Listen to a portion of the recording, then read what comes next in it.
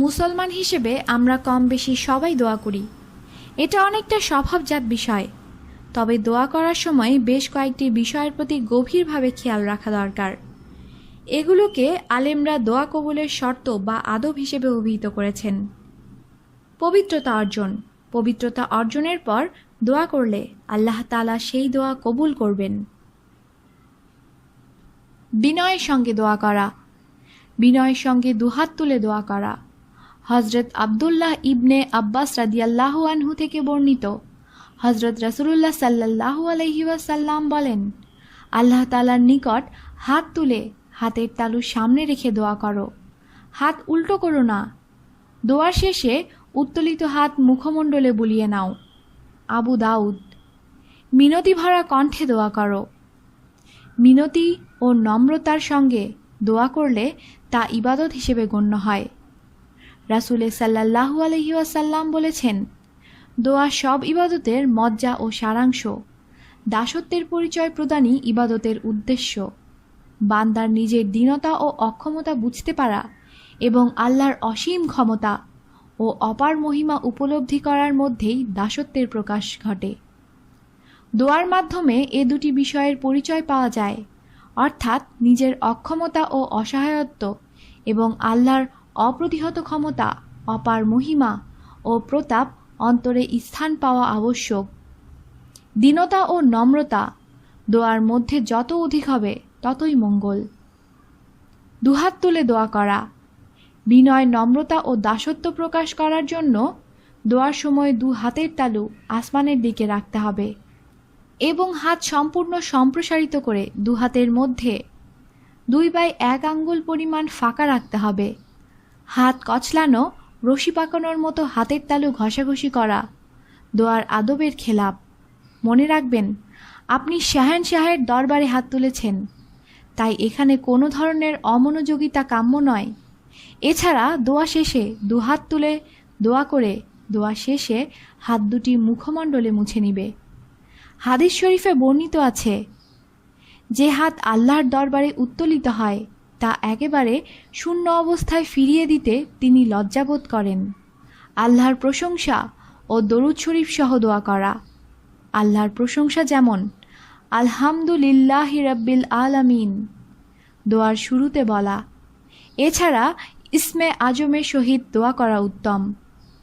হযরত আসমা বিনতে ইয়াজিদ রাদিয়াল্লাহু আনহু থেকে বর্ণিত, রাসূলুল্লাহ সাল্লাল্লাহু আলাইহি ওয়াসাল্লাম বলেন, ইসমে আজম এই আয়াতদ্বয়ে রয়েছে, ওয়া ইলাহুকুম ইলাহু ওয়াহিদুন লা ইলাহা ইল্লা হুয়ার রহমানুর রহিম। সূরা বাকারা 163।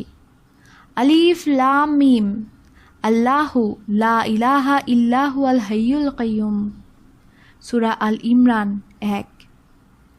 হযরত আনাস রাদিয়াল্লাহু থেকে বর্ণিত, তিনি বলেন, আমি একদিন রাসূল করিম সাল্লাল্লাহু আলাইহি ওয়াসাল্লামের নিকট বসেছিলাম।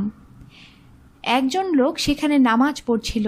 সে তার দোয়ার মধ্যে আরজ করল, হে আল্লাহ, আমি আপনার কাছে আমার প্রয়োজনে প্রার্থনা করছি এই ওসিলায় যে প্রশংসা ও গুণকীর্তন আপনার জন্যই উপযুক্ত, আপনি ছাড়া কোনো মাবুদ নেই।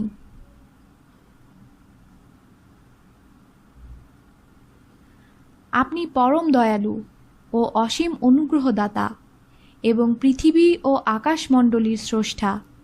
আমি আপনার কাছেই আপনার অনুগ্রহ চাই। ইয়া হাইয়ু ইয়া কাইয়্যু ইয়া জালজালালি ওয়াল ইকরাম। রাসূলুল্লাহ সাল্লাল্লাহু আলাইহি ওয়াসাল্লাম বলেন, এ বান্দা আল্লাহর ইসমে আজমের ওসিলায় দোয়া করেছে। এ ওসিলায় আল্লাহর কাছে দোয়া করলে দোয়া কবুল হয় এবং আল্লাহর কাছে কোনো কিছু চাইলে আল্লাহ তা দান করেন। তিরমিজি। হযরত ফুজালা ইবনে উবায়দা রাদিয়াল্লাহু আনহু বর্ণনা করেন, রাসূল করিম সাল্লাল্লাহু আলাইহি ওয়াসাল্লাম এক ব্যক্তিকে দোয়া করতে শুনলেন। সে দোয়ায় আল্লাহ পাকের প্রশংসা করল না এবং রাসূল সাল্লাল্লাহু আলাইহি ওয়াসাল্লামের উপর দরুদও পাঠ করল না। এতে রাসূল সাল্লাল্লাহু আলাইহি ওয়াসাল্লাম বললেন, লোকটি তড়িঘড়ি করে দোয়া করেছে। তিনি লোকটিকে ডেকে আনলেন এবং তাকে অথবা উপস্থিত লোকেদেরকে লক্ষ্য করে বললেন, যখন তোমাদের কেউ নামাজ পড়ে তখন দোয়া করার পূর্বে তার উচিত আল্লাহ তাআলার প্রশংসা করে নেওয়া ও রাসূলের প্রতি দরুদ পাঠ করা। এরপর যা ইচ্ছা তা চাও। তিরমিজি ও আবু দাউদ। এক হাদিসে এসেছে, রাসূলুল্লাহ সাল্লাল্লাহু আলাইহি ওয়াসাল্লাম বলেছেন, যে ব্যক্তি দোয়া করার পূর্বে দরুদ শরীফ পড়ে তার দোয়া অবশ্যই কবুল হয়। মহান আল্লাহ তাআলা অসীম দয়ালু। দয়ার কিয়দাংশ কবুল করে অপর অংশ কবুল না করা তার স্বভাব নয়। এই হাদিসের সারমর্ম এই যে দরুদ তিনি অবশ্যই কবুল করে থাকেন, সুতরাং তিনি দরুদ কবুল করে দোয়ার অবশিষ্টাংশ অর্থাৎ প্রার্থনীয় বিষয় অগ্রাহ্য করেন না, শেষ পর্যন্ত উভয় অংশই কবুল করেন। হযরত আবু সুলাইমান দারানী রহমাতুল্লাহ তিনি বলেন, যে ব্যক্তি আল্লাহর কাছে কোনো দোয়া করে তার উচিত প্রথমে দরুদ পড়া এবং দরুদ পড়ে দোয়া শেষ করা, কেননা আল্লাহ উভয় দরুদই কবুল করেন। সুবহানাল্লাহ।